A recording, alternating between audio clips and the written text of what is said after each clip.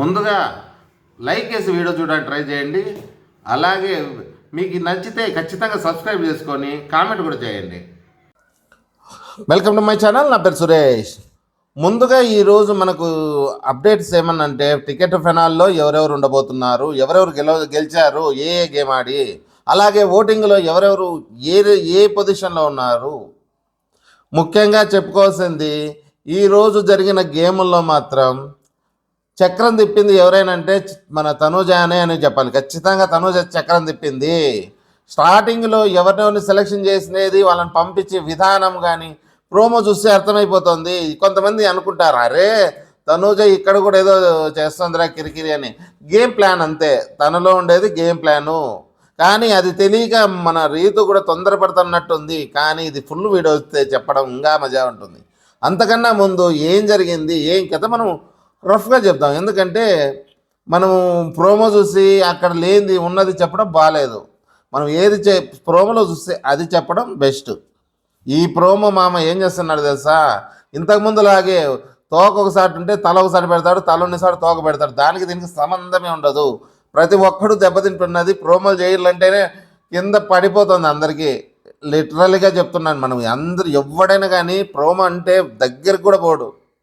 అంతో ఇంతో నేను కొంచెం డీకోడ్ చేయగలుగుతున్నాను. ఓసారి మీరు గమనించండి కావాలంటే. సరే, దాని గురించి వదిలేసి ఈరోజు గేమ్లు ఆడింటే నిన్న ఎంత తనూజాకి బ్యాట్ వచ్చిందో నైట్, మార్నింగ్ అదే బ్యాట్ కొద్దిగా చాలా వరకు పాజిటివ్ అయింది. ఎందుకంటే తను ఆల్రెడీ ఓటింగ్లోకి వచ్చేసింది. ఓటింగ్లో సునామీ సృష్టిస్తోంది. ఎందుకంటే 1, 2లు లేరు, ఎవ్వరు లేరు. 1, 2, 3 వరకు ఎవ్వరు లేకపోవడంతో సింగిల్గా ఊచకోతకు వస్తుంది. ఓటింగ్లో తనను టచ్ చేసేకి ఎవరి వల్ల కాదు ఇప్పుడున్న మిగతా కంటెస్టెంట్లకి. దానివల్ల తనూజాని ఇంకా తిరుగులేదు. తానికి తోడు 2 విన్నులు పడడం అంటే, ఆ విన్నులు కూడా ఎవరితో పడింది? డిమాన్ పవన్ భరణి గారితో గెలవడము, ఒక అమ్మాయి గెలవడము. అది ఏ గేమ్ అయినా అవ్వచ్చు, కానీ దాన్ని తక్కువ చేయకూడదు. బిగ్ బాస్లో జెండరు సమస్య కాదు అంటారు. అలాగే గేమ్ కూడా సమస్య కాదు. అది మైండ్తో ఆడతారా, శారీరకంగా ఏదన్నా అంటే శారీరకంగా ఆడేదా, ఏదైనా కానీ ఎవరి మైండ్ వాళ్ళది. మన ఇమాన్యుల్ కూడా మరి ఈరోజు ఆడిన 2 గేములు మాత్రం 2 సూపర్గా ఆడాడు. దుమ్ము లేపి దంచి కొట్టారు. అతను ప్రాణం పెడతాడు. అతనికి ఉన్న మైండ్కి మిగతా వాళ్ళు టచ్ కూడా చేయలేరు. నిజాన్ని చెప్పాలంటే ఇమాన్యుల్కి టచ్ చేయాలంటే సామాన్య వాళ్ళకి ఏ దాంట్లోనూ ఇమాన్యుల్ టచ్ చేసేవాళ్ళు లేరు. మైండ్ గేమ్ అయినా ఆడతాడు, అలా మొరటైన గేమ్లు ఏమైనా ఆడతాడు. అలాంటప్పుడు ఇమాన్యుల్ గురించి మనం పేరు పెట్టాల్సిన అవసరం లేదు. కాకపోతే ఒకటి ఇమాన్యుల్కి ఆ ఓటింగ్లో ఉండింటే అతనికి కూడా చాలా ప్లస్, చాలా చాలా చాలా చాలా ప్లస్ అయ్యేది. తనూజాకి ఎంత ప్లస్ అవుతుందంటే ఇప్పుడు అక్కడ ఏ మాత్రం చిన్న మిస్టేకులు, ఇక్కడంతా పిఆర్ బ్యాచ్ అంతా వేసుకుంటున్నారు కదా. నైట్ ఏదో మిస్టేక్ చేసింది, తప్పు చేసేసింది, లోన నైట్ అంతా వేరే ఏదో పవన్ మీద టార్గెట్ చేసింది. ఎన్ని చెప్పినా కానీ తనూజ ఫ్యాన్స్ అంటారా, బిగ్ బాస్ ఒరిజినల్గా న్యూట్రల్గా ఉండే ఫ్యాన్స్ అంటారా, తనకు ఫుల్ సపోర్ట్ ఉంటుంది ఓటింగ్లో ఉండడం. అందుకే అదే పనిగా చెప్తారు, ఓటింగ్ ఉండండి. కానీ మన ఇమాన్యుల్ మాత్రం భయపడుతున్నాడు. కళ్యాణ్ కూడా ఈసారి క్యాప్టెన్షిప్ వదిలేసుకొని ఓటింగ్లో ఉండింటే తనకు కూడా చాలా ప్లస్ అయ్యేది. ఆ అబ్బాయి కూడా అది దాంట్లో మాత్రం మిస్ అయిపోయాడు. ఓటింగ్లో ఎంత ముఖ్యమో ఈ క్రూషియల్ టైంలో ఓట్లు అంతే ముఖ్యము. ఒక్క ఓటు కూడా ఇంపార్టెంటు. అందుకే ప్రతి ఒక్కరికి పదే చెప్తుంటాం మేము, ఖచ్చితంగా ఓటేయండి, ఖచ్చితంగా ఓటేయండి. మీకు నచ్చిన వాళ్ళకి వేయండి, ఒకరని కాదు, ఎవరికైనా వేయండి. ముందు టాస్కుల గురించి అంటే నెంబర్ టాస్క్ మనం ఆల్రెడీ ప్రోమోలో చూసాం.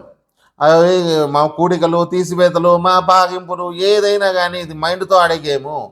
దీంట్లో కూడా మన ఇమ్ము అన్న మైండ్కి వీళ్ళు ఎవరు ఆ దరిదాపుల్లో కూడా లేరు. రీతు అంటారా, కళ్యాణ్ కూడా ఏ గేమ్ ఇలాంటి మైండ్ గేమ్ ఆడలేడు. రీతు అంతే, కళ్యాణ్ అంతే. మామూలు గేమ్ బల ప్రయోగాలు చేయమంటే చేస్తారు వీళ్ళు, కానీ ఇలాంటి మైండ్ గేమ్ పెడితే కష్టమే. కాకపోతే ఇలాంటి గేమ్ని తను పోరాడి తీసుకుపోవడం అనేది రీతు చేసుకున్న పొరపాటు. ఈ ఎపిసోడ్ చూస్తే చెప్దాం. ఎందుకంటే తనూజ ప్లాన్ చేసింది, పక్కాగా ప్లాన్ చేసి స్పష్టంగా మన ప్రోమోలో చూస్తే భరణి గారికి కూడా ఫస్ట్లోనే పోతాను అన్నాడా మరి ఏమో, మరి వద్దని చెప్పింది అని ఆయన స్పష్టంగా చెప్తున్నాడు. అంటే ఆమె ఒక క్లారిటీగా ఉంది. సరైన వాళ్ళు, బలమైన వాళ్ళు ముగ్గురిని పంపించి వాళ్ళలో వాళ్ళు కొట్టుకొని మనం ఎందుకు పోవాలి మధ్యలో అని ప్లాన్ చేయడం కరెక్ట్. కాకపోతే రీతు అత్యుత్సాహంగా పోయిందనుకోవాలి. చూద్దాం ఏం జరిగిందా, మొత్తం వస్తుందిగా, నైట్కి ఉందిగా ఇంకా టైము, అంతలోనే మనం తినబోతు రుచిదందుకు అడగాలి. అలాగే ఫస్ట్ 4 గేముల్లో ఫస్ట్ కళ్యాణ్, ఇమ్ము, రీతు ఆడగా ఇమ్ము గెలవడం సూపర్ ఆ నెంబర్ గేమ్ అనేది. తర్వాత ఫ్లవర్ గేమ్లో తనూజ భరణి పవన్ని 2 ఓడించడం అనేది సూపర్. ఎట్లా అంటే డిమాను మన భరణితో ఆడి గెలవడము ఎక్సలెంట్ అని చెప్పాలి. నెక్స్ట్ వచ్చేసి రెండో గేమ్ అయిపోయిన బాల్ గేమ్.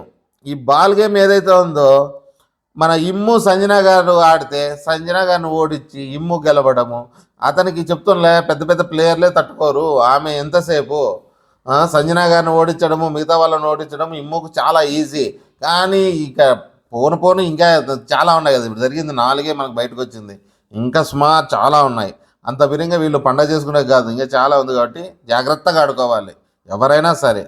ఇమ్ము సంజన గారు ఆడిన దాంట్లో ఇమ్ము గెలవడం, తర్వాత సుమన్ శెట్టి మన సుమన్ శెట్టి తనూజ వాళ్ళలో మన తనూజ గెలవడం అనేది 2 గేముల్లో గెలిచేది ఇంకా టూ గుడ్ అన్నట్టు. ఎవరితోనే కానీ లేవు, స్టార్టింగ్ మంచి గెట్టోళ్ళతోనే ఆడారు కదా, దానివల్ల వీళ్ళు టాప్కు రావడం, ఓటింగ్లో ఉండడం ఇంకా ప్లస్ అదే నాడం. ఈ విన్నింగులు చూసి ఇక్కడ పడతాయి, గుద్దుతారు. మా ఆమె గెలుస్తుందంటే ఇక్కడ పడుతుంటాయి ఎవరైనా. అందుకే నానా రాన్రా స్వామి అని ఇమానుయేల్ కూడా ప్రతి ఒక్కరు చెప్తున్నది. మన మానస్ భాయ్ కూడా అదే చెప్తే వద్దన్నా లేదన్నా అంటాడు అతను. మానస్ కూడా రా ఒకసారి రా ఏం కాదురా నువ్వు బాగుంది అంటే కానీ నమ్మడే. అంతే, కొంతమంది మనం ఏం చేయలేం. ఇప్పుడు ఓటింగ్ గురించి మనం ఆలోచన చేస్తే మాత్రం ఓటింగ్లో సునామీ సృష్టిస్తుంది. ఎందుకంటే 1, 2, 3 ఎవ్వరు లేరు వాళ్ళకు. నెక్స్ట్ ఇంకా మిగతా వాళ్ళు ఆ దరిదాపుల్లో కూడా లేరు. కాకపోతే ఈ ఏమంటారు ఓటింగ్ పోల్స్లో ఒక్కొక్కరు ఒక దాంట్లో ఒకలా ఉంది. కానీ అవన్నీ మనము న్యూట్రలైజ్ చేసి ఏది తీసుకోవాలన్నా కొంచెం ఒకరు అటు ఇటు అవుతున్నారు. కాకపోతే ఒక పద్ధతిలో చెప్దాం మనం. నెక్స్ట్ ఎక్కువ శాతం కాదు, ఇంకా టాప్ ఇంకా ఆమెను టచ్ చేసేదే లేదు. మనం ఫస్ట్ ఎలాగంటున్నామో అదే నిజంగా తనూజని టచ్ చేసేకి అది విన్నింగ్స్ వచ్చిన నుంచి ఒక రేంజ్కి వెళ్ళిపోయింది తనూజ. టాప్లో తను టచ్ చేసే వాళ్ళే లేరు. సెకండ్ వచ్చేసి సంజన గారు కూడా టాప్లో సెకండ్లో ఉండడము మరి తేడా ఉంది. ఆమె 37 ఆ రేంజ్లో ఉంటే ఈమె 17 ఆ రేంజ్లో ఉన్నా కానీ సంజన గారు సెకండ్లో ఉన్నారు. తర్వాత మన పవన్ అంటే ఇక్కడ మీరు అనుకోవచ్చు అదేంటి కొంతమంది ఒకరు వేరే వాళ్ళని పైన చెప్పారే, భరణి గారి పైన చెప్పారే, పవన్ పైన చెప్పారే అనుకోవచ్చు మీరు. కాకపోతే ఒక్క పోల్లో అయితే చెప్పచ్చు.